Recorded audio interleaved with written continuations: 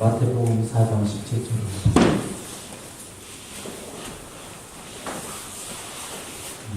같이 읽도록 하시겠습니다.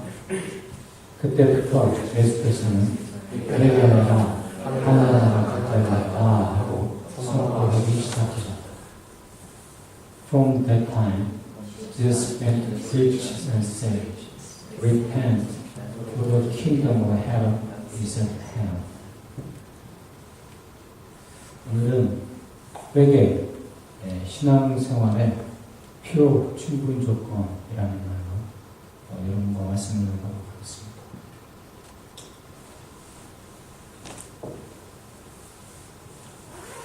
여러분은 출애굽기 하면 무슨 생각이 먼저 떠오르시나요? 출애굽기. 그렇죠.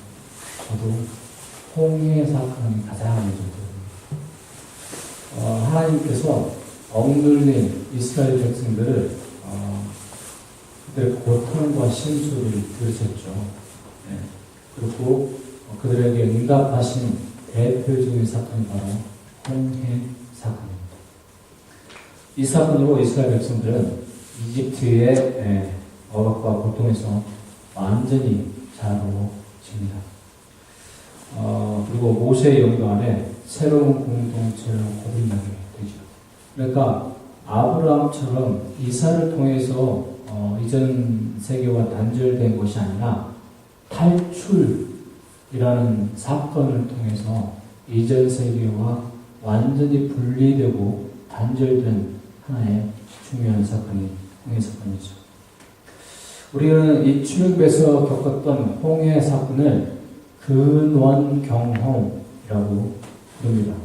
그것은 성경을 통해 이 사건이 이스라엘 민족의 역사에서 끊임없이 계속적으로 되풀이되고 반복되어 오는 것을 볼 수 있으므로 그렇습니다. 대표적으로 여호수아와 갈렙이 이끌었던 출애굽 2세대들의 요단강을 건넌 사건도 들 수 있겠고요.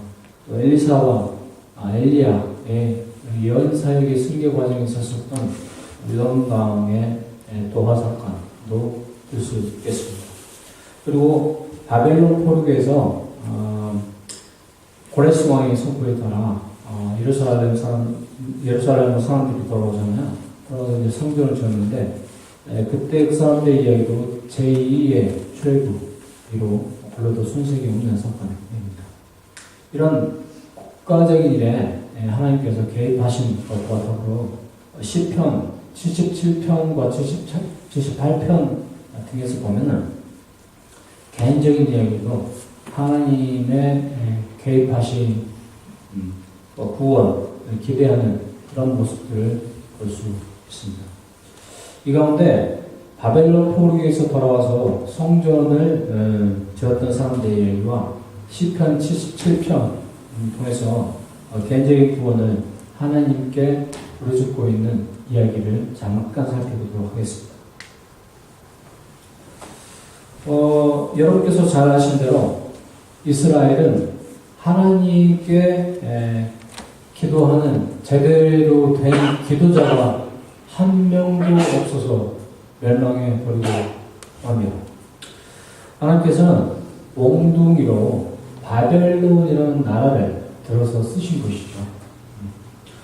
우리 일제차는 36년이었습니다만은 70년이 넘은 지금까지도 일제시차의 잔재들이 나와서 우리들에게 아주 이모저모로 유령처럼 복지하고 있지 않습니까? 그런데 이스라엘은 그것의 2배의 70년입니다. 물론 하나님께서는 예레미야를 통해 그 기간을 미리 준비시키셨습니다만 끝날 것을 알았어도 힘들었음이 분명합니다.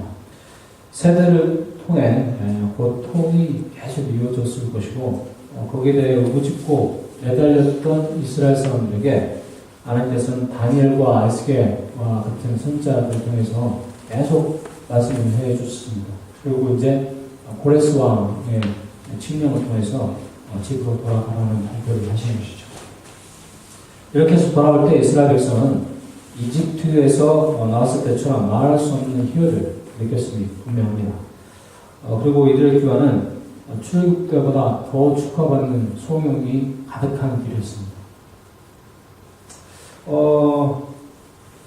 이것을 에스라 1장 4절과 6절에서 8절에서 볼 수 있는데요. 그렇습니다. 이렇게 되는 건데, 금은 장신구들과 옷가지들을 출애굽 때는 가져나왔거든요. 사람들은 배워서. 그런데 이 페르시아에서부터 나왔을 때는 금은 장신구들과 옷가지에 대해서 각종 세간과 살림살이까지 다 가지고 나옵니다. 거기에다가 하나님께 드릴 선물, 하나님께 드릴 예배에 바칠 선물까지도 다 준비를 시키십니다. 그리고 또 하나님께 드렸을 때 바쳤던 그런 제기구들 있잖아요. 제사 때 쓰는 기구들, 그런 것들까지 다 갖춰가지고 나올 수 있게 됩니다. 그러니까 전폭적인 지원을 받게 되는 거죠. 또 이제 범국가적인 권한에만 출애굽 사건이 적용되는 것은 아닙니다. 우리는 그 예들을 시편 77편과 78편을 통해서 볼 수 있는데 개인의 고난과 고통은 훨씬 적나라하게 이렇게 표현이 되고 있습니다. 그중에 시편 77편을 살펴보면 하나님께 고통을 호소하고 위로를 구하는 사람의 시인의 눈물과 한숨, 그것을 엿볼 수가 있습니다. 같이 한번 읽어보시죠. 내가 하나님께 소리 내어 부르짖습니다. 부르짖는 이 소리를 들으시고 나에게 귀를 기울여 주십시오. 내가 그날을 당할 때 나는 주님을 찾았습니다. 밤새도록 두 손 지켜들고 기도를 올리면서 내 마음을 사람들로부터 위로를 받기조차 마다했습니다. 내가 하나님의 상상에서 한숨을 짓습니다. 주님 생각에 공감하면서 내 마음이 약해집니다. 주님께서 나를 뜬 눈으로 밤을 지새우시게 하시니 내가 지쳐서 말할 힘도 없습니다. 이런 탄식은 곧바로 이렇게 이어집니다. 같이 읽으시죠. 주님께서 나를 영원히 버리신 것일까? 다시는 은혜를 베풀지 않으시는 것일까? 한결같은 금의 사랑도 이제는 끊기는 것일까? 그러면 약속도 이제는 영원히 끝나버린 것일까? 하나님께서 은혜를 베푸신 일을 잊으신 것일까? 이런 탄식을 통해서 밤새도록 시편 이 기자는 부르짖는데도 하나님께서는 대답이 없으신 거죠. 회의감을 떨쳐버리기 힘들 정도로 그렇게 밤새 부르짖는데도 하나님께서는 아무런 응답이 없으시는 겁니다. 그러나 시인은 하나님께서 홍해를 가르쳤던 놀라운 기적의 순간을 기억합니다. 그리고 다시 하나님의 위대하심과 그분의 섭리를 또 그분의 능력을 의지할 것을 말하죠. 주님께서 하신 일을 같이 읽어보시죠. 주님께서 하신 일을 나는 회상하옵니다. 그 옛날에 주님께서 이루신 놀라운 그 일들을 기억하옵니다. 하나님, 물들이 주님을 뵈었습니다. 물들이 주님을 뵈었을 때 두려워서 떨었습니다. 바닷속 깊은 물들도 두려워서 떨었습니다. 주님의 길은 바다에도 있고 큰 바다에도 있지만 아무도 주님의 발자취를 헤아릴 수 없습니다. 주님께서는 주님의 백성을 양떼처럼 모세와 아론의 손에 인도하셨습니다.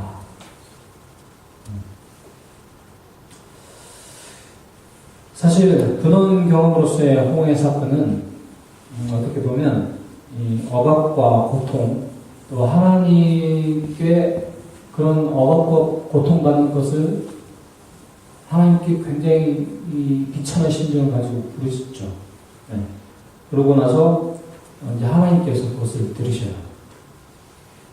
그런 다음에 하나님께서 들으셨는데 바로 짠하고 어떻게 구원의 사건이 이루어지면 좋은데 그런 사건이 일어나기 전에 억압의 상황이 우리한테 늘 있습니다. 그런데 그 억압의 상황을 하나님께서 주시는 말씀이라든가 어떤 일들을 통해서 그것을 계속 이겨나가죠. 그리고 마지막에 혼인 사건을 통한 세례와 구원 그리고 회개하는 삶으로 패턴이 구석이 가능합니다. 이것을 도표라고 보자면 이렇게 보죠. 억압과 고통이 처음에 있습니다. 그 다음에 하나님께 그것을 갖고 부르짖죠. 그러면 하나님께서 들으십니다. 그리고 바로 홍해 사건을 통해서 구원을 이룬 중인데 사탄의 억압이 있습니다. 그리고 사탄의 억압에 대해서 우리는 하나님의 의지에 힘입은 영적 전쟁을 치르는 것이죠. 그리고 마지막에 홍해 사건을 통한 세례와 구원이 있습니다. 그리고 중요한 것이 회개하는 삶이 계속 이어져야 한다는 것입니다. 여러분들은 지금 어떤 삶의 이 다이어그램 속에서 어디에 속해 있는 것인가 한번 잘 생각해 보시기 바랍니다. 그러니까 바벨론 포로기에서의 홍해 사건은 고레스의 칙령 발표가 되겠고요. 시편 77편에서 아삽은 아직 베풀어지지 않은 홍해 사건을 기다리면서 시를 쓴 것으로 볼 수가 있습니다. 이처럼 출애굽을 통해 우리에게 드러내신 하나님의 능력과 기적은 이스라엘 역사를 통해 이스라엘 민족에게 끊임없는 기도와 영감의 원천이 되어 온 것을 볼 수 있습니다. 그리고 더 나아가서 우리들 개인들에게도 기독교인들 개인들에게도 끊임없는 그런 역사 속에서 원천 기도와 간구의 원천이 되어오고 있는 것이죠. 근데 여기서 우리가 간과하기 쉬운 것이 하나 있습니다. 그것은 홍해 사건의 결과에만 치중하다 보니까 구원에 우리는 모든 포커스를 맞추기 쉬운데 그렇기 때문에 우리 자신들이 마땅히 행해야 할 바를 잊어버린다는 것이죠. 하지만 위에 도표에서 보시 반드시 세례가 주어지고 난 다음에는 이렇게 구원이 베풀어지고 난 다음에는 회개하는 삶이 계속 이어져야 됩니다. 그래서 이런 사이클이 계속 반복되는 것을 볼 수 있습니다. 우리의 인생을 통해서 이런 사이클은 계속 반복되는 것이죠. 그렇지만 회개하는 삶이 꼭 필요한데 우리는 그것을 잊어버리고 모른 척하고 지내기가 쉽습니다.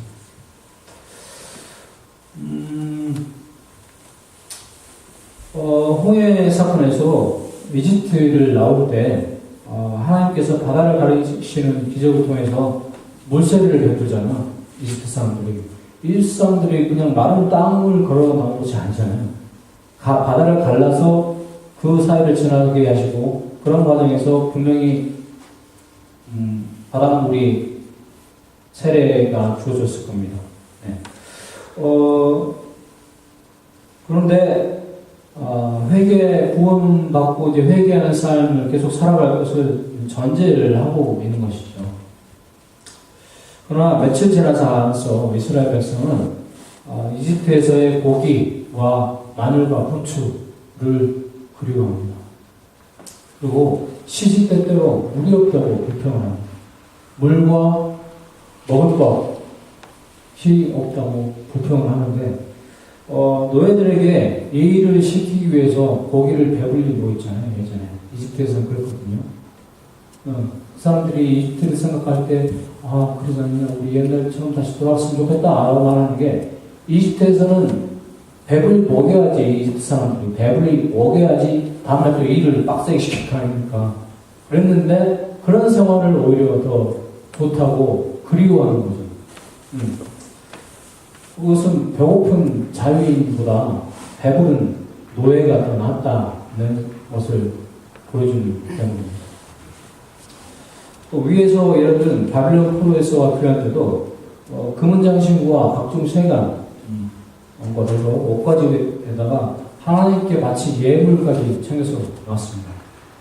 하지만 하나님께 드릴 성전을 짓는데 이방인들이 방해를 나가잖아요. 그러니까 하나님의 뜻이 아닌가 보다 하고 성전을 짓는 것을 포기해 버립니다.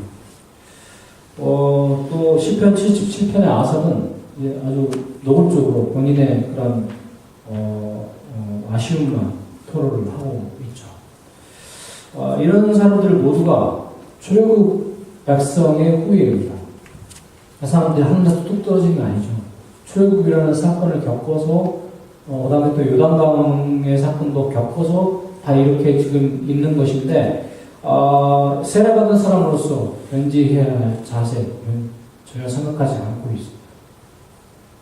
하지만 예수 그리스도께서 세례를 받고 광야에 나가서 유혹을 당하시잖아요. 유혹을 당하신 것을 생각해 보면은 세례와 광야에서 유혹 그리고 그 이후에 펼쳐지는 삶 그것이 이스라엘 전체 세대의 그런 과정들을 다시 반복한다고 볼 수가 있습니다. 네. 그러면 광야에 가셔서 시험 당하신 장면을 간략하게 살펴보고 있습니다. 예수님은 세례 요한에게 세례를 받습니다. 그리고 세례를 받자마자 성령의 인도를 따라서 광야에 나가서 시험을 당하시죠.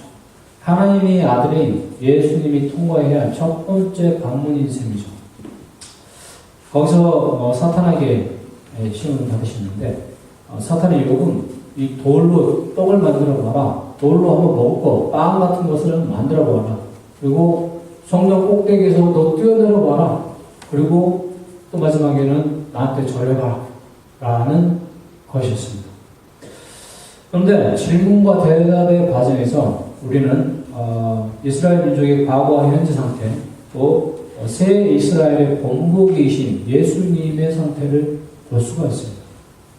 구체적으로 살펴보면 떡을 만들어 보아라 라는 이야기는 신명기 8장 3절에 같이 한번 읽어보시겠습니다.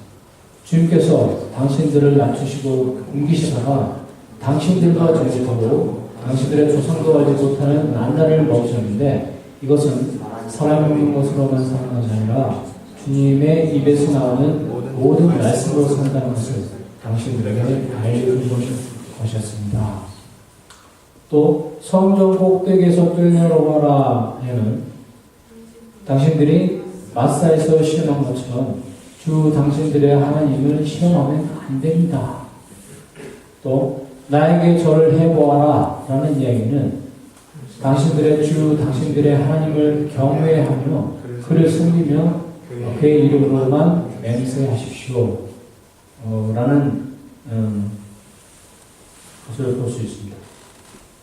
그렇게 말씀을 하시는데 우리가 다 알듯이 이스라엘 백성은 국가나 개인의 재난 때마다 하나님께서 도와주시는 구원의 역사를 경험을 합니다. 그러나 은혜는 잊어먹죠. 그리고 하나님께서 언제 우리에게 관심이나 있었습니까? 하나님 도대체 제 삶에 관심이나 있었습니까? 라고 하박국서에서 그렇게 이야기하는 것처럼 이렇게 하나님께 대드리기만 합니다. 예수님께서도 이 점을 잘 알고 계셨던 것이고 하늘의 양식을 모아라. 그리고 하나님을 시험하지 말아라. 그리고 하나님만을 섬겨라. 라는 대답을 하십니다. 이것은 모세가 광야에서 했던 마지막 설교는 아까 신명기가 모세가 광야에서 했던 마지막 설교를 다시 인용하시는 겁니다. 네. 다시 인용하시면서 새로운 이스라엘로 거듭날 것을 촉구하고 계신 것이죠. 여기서 의미는 살펴보면 예수님께서는 홍해를 가를 것 같은 기적이 정말로 필요한 로마의 억압받는 식민지였던 유대 땅에 오셨습니다. 그러나 바다를 가르는 것이 아니라 유대민족, 더 나아가 모든 하나님의 백성들에게 회개하라, 천국이 가까이 왔다. 회개하라, 천국이 가까이 왔다. 라는 말로 그들의 마음을 먼저 가를 것을 이야기하고 계신 것입니다. 그것은 공생의 시작이셨던 광야에서의 사탄의 유혹을 이기신 다음에 바로 했던 말인데 세상의 지배자인 사탄을 이기고 이스라엘 백성들에게 담대하게 이렇게 말씀하시는 거죠. 요한복음 16장에서 용기를 내라. 내가 사탄을 이겼노라. 일맥상통한 말. 다시 말해서 필립 한시가 내가 알지 못했던 예수라는 책에서 말하지, 이 세상의 모든 권력을 쥐고 있는 사탄에게 사탄이 십자가 없이도 왕관을 씌워주겠다. 십자가 없이도 왕관을 씌워주겠다. 라는 말을 거절하신 거라고 볼 수 있습니다. 그리고 가난하고 못 가진 자들, 억눌리고 소외 당하는 사람들, 그리고 자칫 부자들을 부러워해서 그들의 사고방식을 그대로 카피하고 그대로 모방해서 살아가려는 이 시대의 서민들에게 말씀하신 거죠. 눈에 보이는 세상에 현혹되지 말고 보이지 않는 세상에 희망을 갖고 살아가라 라는 말씀입니다. 우리는 개인적으로나 집단적으로 하나님의 도우심을 간구한 일이 많습니다. 우리 인생의 속성 자체가 사건의 연속이잖아요. 사건이 하나 끝나면 또 다른 사건이 우리 기다리고 있고, 그게 끝나면 또 다른 사건이 우리 기다리고 있습니다. 우리에게 영원한 안식은 하나님 믿는 그 순간에 찾아오지, 그 전까지는 찾아오지 않죠. 그런데 성경에서 보자면 홍해 사건이 원형처럼 찾아옵니다. 오늘 살펴봤듯이 이스라엘 역사 속이나 아니면 개인의 고난의 상황 안에서 하나님의 도움과 구원을 베풀어 주시는 것을 어렵지 않게 볼 수가 있습니다. 하지만 그런 일들이 마음먹은 대로 되지 않을 때 우리는 불평을 하고, 하나님 없어? 하나님 그런 하나님 어디 계시오? 하나님 계시다면 이럴 수 있어? 라는 질문을 하기가 있습니다. 다시 말씀드리지만 홍해 사건에서 표면적으로 다루고 있지 않은 것이 이겁니다. 홍해를 통과해서 하나님의 물세를 받은 이스라엘 백성들이 하나님의 말씀을 저버리고 다시 이집트의 노예 생활을 했던 그때의 상태로 돌아가 버리는 거죠. 이런 노예 속성을 이스라엘 백성은 없애버리지 못합니다. 바벨론 포로기에서 돌아와서도, 그리고 개인적으로 구원을 바라는 시에서도 이스라엘은 계속해서 바라기만 하지, 사람이 화장실 갈 때 마음이랑 올 때 마음이랑 훨씬 다르다면 그런 것을 끊임없이 확인시켜 주려고 합니다. 예수님께서는 그런 인간들의 약한 마음을 다잡아 주셨습니다. 신명기의 말씀을 인용하시면서 다시 한번 당부하신 것이 바로 하나님의 아들, 딸들답게 당당하게 살고 하나님의 도우심을 구해라 라는 것이죠. 세상의 권세를 가진 사탄의 유혹 앞에서 배고픔과 위험한 상황, 멸시와 거절 등을 몸소 겪으시고 십자가의 고난의 길을 가신 것이 바로 예수님입니다. 그런 예수님이 바울 사도는 이렇게 말하죠. 둘째 아담이라. 새로운 이스라엘이 되시기 위해 손색이 없으신 거죠. 예수님이야말로 새로운 이스라엘이고 둘째 아담이 되시기에 손색이 없으신 분이십니다. 지금까지 홍해 사건에서 우리들이 간과하고 있던 과정 자체를 살펴봤습니다. 즉, 세례 이후에 회개가 계속 뒤따라야 한다. 그리고 삶을 살아가면서 쉬워 보이는 사탄의 길, 그거에 손 내밀지 말고 어렵더라도 가시밭길과 십자가의 길을 걸어가야 한다라는 것이었습니다. 다시 말해서 홍해 사건을 통해서 우리에게 주어진 것과 예수님의 세례와 유혹을 통해서 우리에게 말하고 있는 것이 바로 삶의 자세는 한 가지라는 것입니다. 저는 재차 강조하지만 회개하고 하나님의 아들, 딸들로 당당하게 하나님의 도심만을 바라고 걸어가라 될 것입니다. 이렇게 예수님께서 유혹당하신 것이 우리들에게 시사하는 바는 결코 작지 않습니다. 돈이면 다 되는 것 같은 이런 세상에서 살면서 권력자와 후자에게 아부하지 않고 소신을 지키며 살아가는 사람이 얼마나 어려운 것을 우리한테 얘기하고 계시는 것이죠. 같은 기독교를 신봉하는 것처럼 보이지만 어떤 사람들은 종교로서의 기독교를 믿어서 정권에 유착되어서 거짓을 입쌌습니다. 마치 예레미야 시대의 거짓 선지자들처럼 사람들이 바라는 말만 하는 거죠. 평강과 화평만을 선포하는 것입니다. 그리고 돈 되는 일만 선포하는 것이죠. 일반 대중들은 자신들에게 복을 선포하는 이런 사람들을 엄청나게 좋아합니다. 그럴 수밖에 없는 것이죠.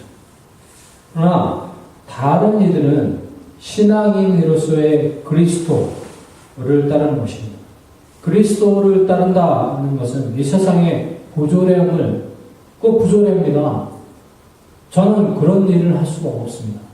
라는 것을 자신있게 말하는 것이고, 가난한 자와 소외된 자들을 먼저 살펴서 돌보는 삶을 사는 것이죠. 불행한 얘기지만 우리 시대는 예수님의 시대의 구조와 전혀 다르지 않습니다.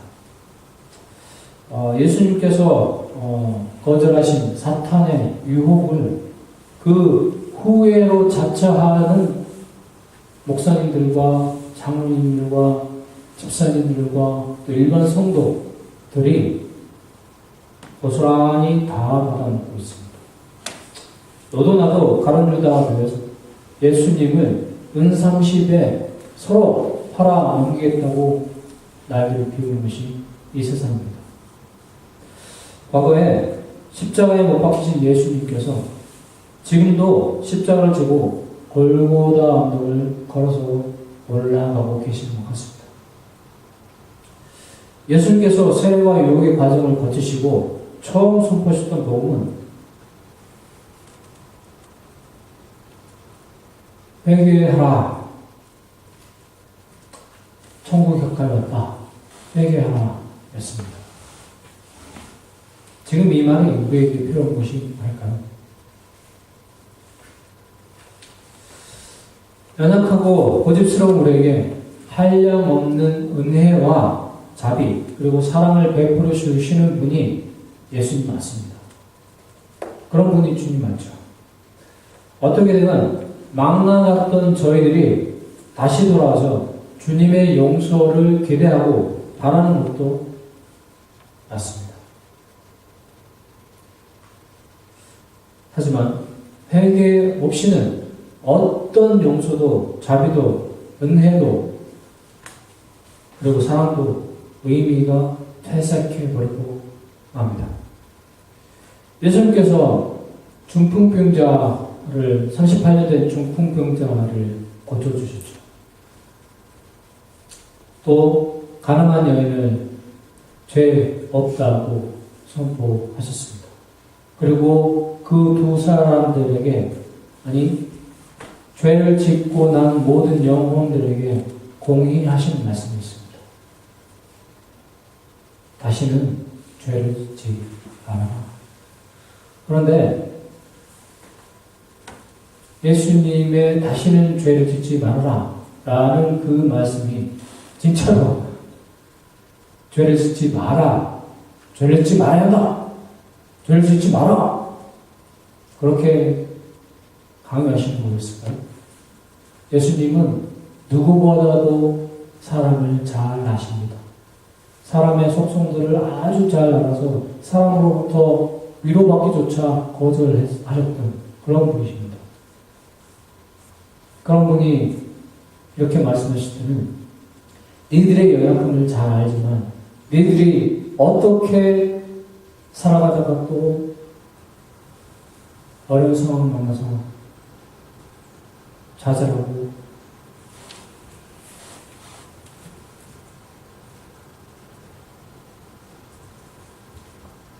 고난을 겪을지 잘 알지만 그래도 죄 짓지 말아라. 혹시 죄를 짓는다면 그렇다면 그때는 회개해라. 그러다가 다시 죄를 짓는다면 그렇다면 또 회개해라. 라는 말씀을 하시는 겁니다. 우리는 연약합니다. 언제 어떤 상황 안에서 무서운 죄의 노예가 되어 울고 있을지 알 수가 없는 것이 인생입니다. 하지만 그때마다 먼저 오셔서 손을 내밀고 우리 손을 잡아주시고 이끌어주시는 예수님, 그 예수님을 저는 믿습니다. 여러분들도 그런 예수님 믿지 않습니까? 주님과 함께라면 언제 어디서라도 다시 일어설 수 있기 때문입니다. 그런 인생들에게 회개는 홍해 사건과 같은 그런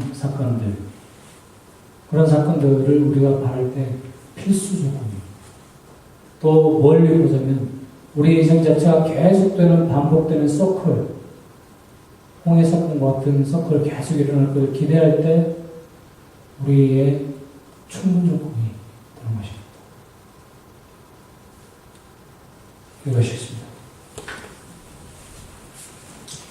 하나님 아버지 감사합니다. 아버지의 보살핌 없이는 한순간도 제대로 서 있을 수 없는 죄인임을 고백합니다. 우리는 우리의 고난과 역경 앞에서 항상 주님께 보살핌만을 바라고 구원해 주시기만을 바랍니다. 그리고 이후에는 우리가 어떻게 지내고 어떤 마음 자세를 가져야 하는가는 쏙 빼놓고 잊어버리기도 합니다. 하지만 예수님께서 보여주신 대로 당당히 하나님만을 바라보고 걸어가야 한다는 것을 깨닫습니다. 그것이 우리들이 그리스도인으로 부름받은 이유라는 것을 다시 한번 깨닫습니다. 또 길을 걸어가 힘들 때는 언제나 손을 내밀고 계시는 주님의 손을 잡을 수 있음에 또한 감사를 드립니다. 언제나 연약한 우리, 하지만 항상 한결같이 주님만을 의지하도록 도와주시옵소서. 예수님 이름으로 기도드립니다.